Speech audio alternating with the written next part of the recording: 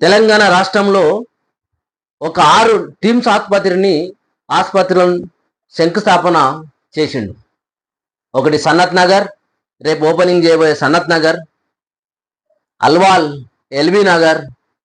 అట్లాగే కరోనా వచ్చిన సమయంలో ఎమర్జెన్సీగా గచ్చిబౌలిలో 1500 పడకల టీమ్స్ ఆసుపత్రిని ఇమ్మీడియట్గా దాన్ని టేకప్ చేసిండు.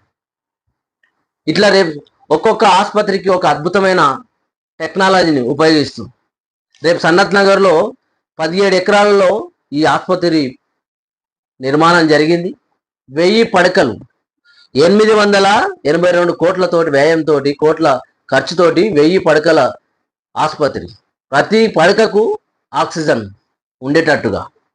బీదవాడు ఆసుపత్రికి పోయి ప్రైవేట్ ఆసుపత్రి ఎట్లా ఒక అపోలోనో, ఒక కేరో, ఒక స్టారో కాకుండా అట్లాంటి ధీటుగా బీదవాడికి కూడా ట్రీట్మెంట్ జరగాలి, ఎట్లాంటి రూపాయి ఖర్చు లేకుండా అని చెప్పేసి హైదరాబాద్ నలుమూలల ఎక్కడి వాళ్ళు అక్కడ సిటీలో ఎంట్రీ కాకుండా, సిటీలో ఎంట్రీ అయితే మళ్ళీ ట్రాఫిక్ ఇబ్బంది, ఆ ప్రాణం పోతుంది అని చెప్పేసి ఎల్బీ నగర్, అల్వాల్, ఇటు సనత్ నగర్, అటు గచ్చిబౌలి, ఎక్కడి వాళ్ళకి అక్కడ సిటీ నలుమూలల అద్భుతమైన ప్రణాళికలు చేయడమే కాదు, శంకుస్థాపనలు చేయడమే కాదు.